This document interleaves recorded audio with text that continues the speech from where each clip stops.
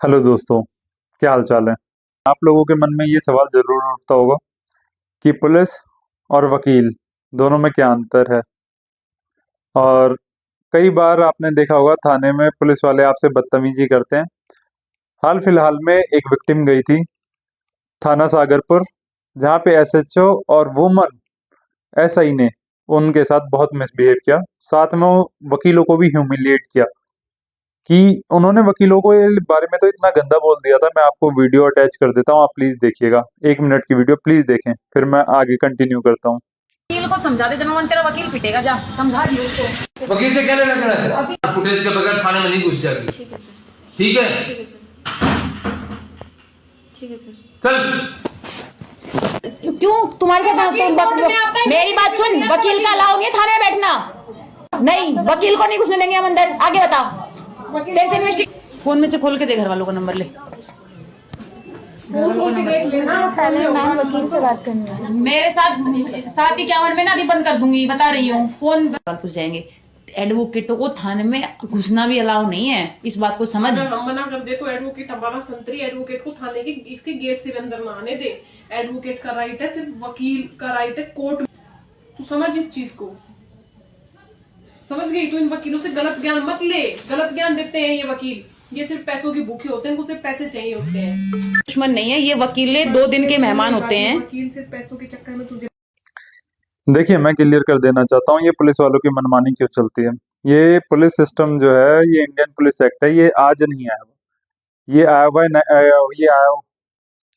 देखिए, ये लोग मनमानी क्यों करते हैं। ये लोग मनमानी इसलिए करते हैं क्योंकि हम लोग अपने राइट के प्रति जागरूक नहीं है, और गवर्नमेंट भी चाहती है कि आम जो सिटीजन है वो अपने राइट्स के प्रति जागरूक ना हो। जब आप अपने प्रति जागरूक ही नहीं होंगे राइट्स के प्रति, तो आप इनका विरोध कर ही नहीं पाएंगे। अब मैं बताता हूँ ये इतने ज़्यादा पावरफुल अपने आप को क्यों समझते हैं। ये जो सिस्टम है, इंडियन पुलिस एक्ट भी जो आया हुआ है, ये 1861 में आया था। ये जब आया था, जब 1857 का विद्रोह कर दिया था जो भी हमारे फ्रीडम फाइटर्स रहे उन्होंने अंग्रेजों के खिलाफ।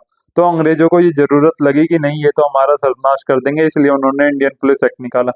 आज भी बहुत से क्या, आज भी सभी स्टेट की पुलिस इसी के ऊपर रिलाई कर रही है। स्टेट टू स्टेट वेरी करता है कि कैसे उन्हें उस स्टेट में काम करना है, बाकी सब कुछ सिमिलर है। इसमें एसएचओ साहब और ये वुमन सब इंस्पेक्टर ये कहती हुई नजर आ रही है, वकील से तेरा क्या लेना देना, वकील तेरा पिटेगा। पहली बात तो ये, जितने भी, मैं सिर्फ दिल्ली पुलिस में नहीं, मैं पूरे इंडिया की पुलिस बता रहा हूँ, सारे इंडिया की पुलिस वाले सारे करप्ट हैं। इनकी वकीलों से इसलिए जलती है, वकील इनके बीच में आते हैं, इनके धंधे बंद करवाते हैं। जो ये उगाही करते हैं आम जनताओं से, ये उनकी उगाहियां बंद करा देते हैं वकील। इस वजह से इनके अंदर जेलसी होती है वकील को लेकर के। और तो और एसएचओ साहब ये मांग रहे हैं सागरपुर थाने के कि भाई रेप पीड़िता हो, अगर आपके साथ रेप हुआ है तो रेप की वीडियो दिखाओ। ये चीज शोभा तो देती नहीं है एसएचओ साहब को। एसएचओ साहब या वुमन सब इंस्पेक्टर, इनकी जेबें पहले से भर दी गई होगी, इस वजह से वो विक्टिम को दबा रहे होंगे।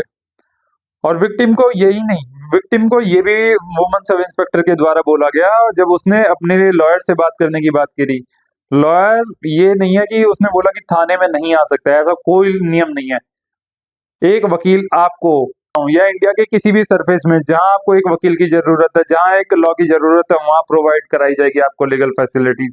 ये फैसिलिटीज तो हमारी नेशनल लेवल पे भी प्रोवाइड कराई जाती है।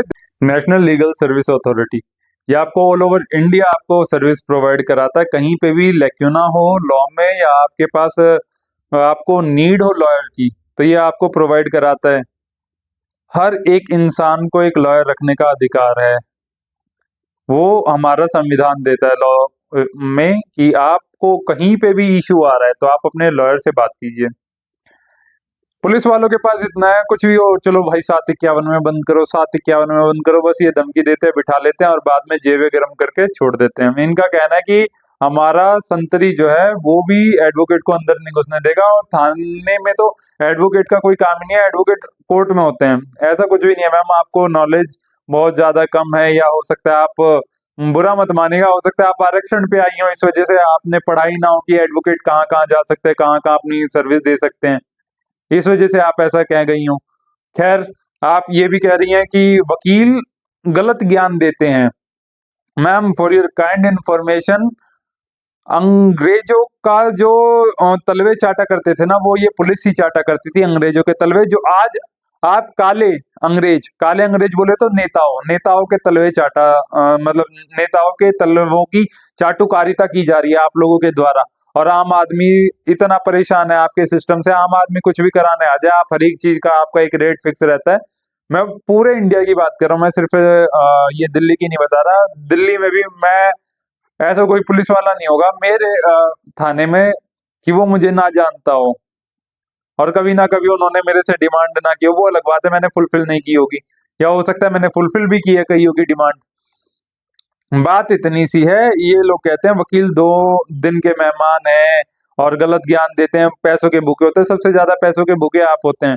रेप में, पॉक्सो में, हर एक चीज का इन्होंने एक डेटा फिक्स कर रखा है। मर्डर कर लो, आप कुछ कर लो, एक डेटा फिक्स कर रखा है, आप इतने रुपए दो आपको छोड़ दिया जाएगा।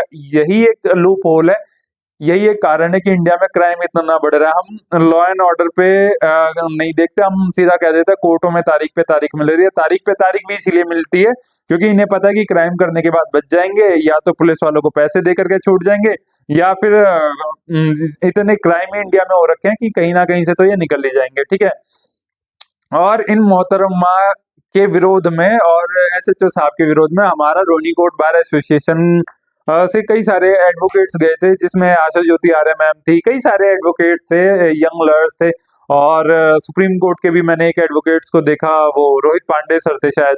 तो ये सारे गए थे, सभी ने वहां पे जाकर के उनको ये बताया कि हाँ बताओ पुलिस वाले 2 दिन के मेहमान है या कैसे नहीं है। वहां ये एसएचओ उठ खड़ा होकर के भग गया, और ये जो ये थी ये वुमन एसआई, ये जो इसको सिखा पढ़ा रही है वीडियो में, ये सारे उठ के भग गए, जिसमें से एक वुमन एसआई तो सस्पेंड भी करवा दी गई है। इतनी होती है वकीलों की एकता। और वकील पढ़ करके आता है मैडम, आपकी तरह 12वीं करके या ग्रेजुएशन करके, सीपीओ वीपीओ नहीं, वकील आपसे ज्यादा पढ़ा लिखा होता है। ठीक है, और वकील ही थे देश की आजादी में जिसने देश आजाद कराया।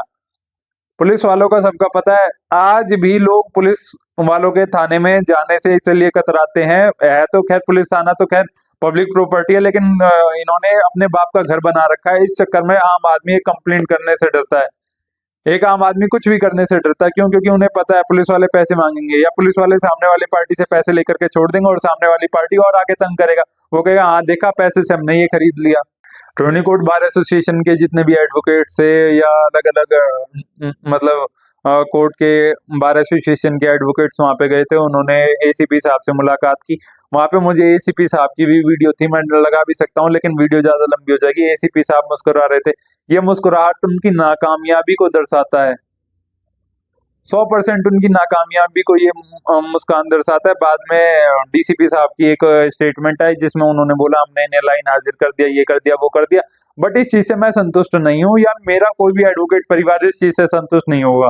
क्यों? क्योंकि जिस हिसाब से इन ऑफिशियल्स ने लॉ का मजाक बना रखा है, एसएचओ साहब ने या वुमन एसआई ने, सभी ने, जो भी उस दौरान उस थाने में था या उस विक्टिम मतलब उस विक्टिम को कंपेल कर रहा था, वो अपने राइट्स जानती थी, इसलिए वो बार बार गुहार कर रही थी। वो अपने एडवोकेट से बात करना चाह रही थी, जिसको ये लोग बात करने नहीं दे रहे थे। वो अपने राइट्स के प्रति सजग थी, लेकिन ये लोग जानबूझ करके उसे कंपेल कर रहे थे, उसको अलग ही पट्टियां पढ़ा रहे थे। भाई क्या है मतलब, हाँ मुझे पता है आप लोगों ने पैसे खाए होंगे, इसलिए आपका सस्पेंशन होना भी चाहिए। आप जैसे लोग डिजर्व ही नहीं करते नौकरी में, मैं तो यही कहूँगा। और जो कहते हैं ना पुलिस वर्सेस एडवोकेट, तो उनको मैं यही बताना चाहता हूँ, भाई देखो जितने ये पुलिस वाले होते हैं ये सारे घूसखोर होते हैं मोस्टली। ठीक है, 10% ईमानदार पाएगा आपको, और जो छाती पे गोली खाना चाहता हो या गोली खाता हो लोगों के लिए। आज भी लोगों का मिलिट्री या आर्मी के प्रति इसलिए ज्यादा विश्वास रहता है क्योंकि वो देश के लिए गोली खाते हैं, और कहीं उनकी कोई सुनवाई नहीं है, और कहीं वो किसी को हरास नहीं करते जितना ये पुलिस वाले करते हैं। ठीक है, यही वजह है कि आर्मी वाला और पुलिस वाला एक दूसरे से अलग होता है। और वकील लॉ को बहुत अच्छे से जानते हैं, इसलिए वकील से ये लोग उलझते नहीं है। और वकीलों के खिलाफ ये पीठ पीछे स्टेटमेंट दे देते, इनको पता नहीं था ना कैमरा चल रहा है, पता होता तो ये उस टाइम भी मुकर जाते कि जी हमने तो ये बोला ही नहीं। ये इनकी फितरत है। तो भाई मैं सभी एडवोकेट्स का धन्यवाद देना चाहता हूं। मैं खुद पर्सनली जाना चाहता था, लेकिन मैं नहीं जा पाया। और मेरी वीडियो भी लेट हो रही है क्योंकि मैंने एक कोर्स में अपने आप को एनरोल कर रखा है। वो मतलब 1 वीक के बाद वो खत्म हो जाएगा, उसके बाद मैं फ्री हूँ। और उसके बाद फिर मैं भी देखूंगा कि ऐसे कौन लोग हैं जो एडवोकेट्स का हेट फैलाते हैं या एडवोकेट्स को ह्यूमिलिएट करते हैं। ये ह्यूमिलिएशन सिर्फ इस लेवल पे नहीं थी कि सिर्फ एक सिंगल एडवोकेट, ये उन सभी एडवोकेट्स के लिए थी जिन्होंने एआईबी क्लियर कर रखा है या जो भी ऑल ओवर इंडिया एडवोकेट्स काम कर रही हैं, उन सभी के मुंह पे तमाचा मारने वाली बात कह दी थी एसएचओ साहब ने।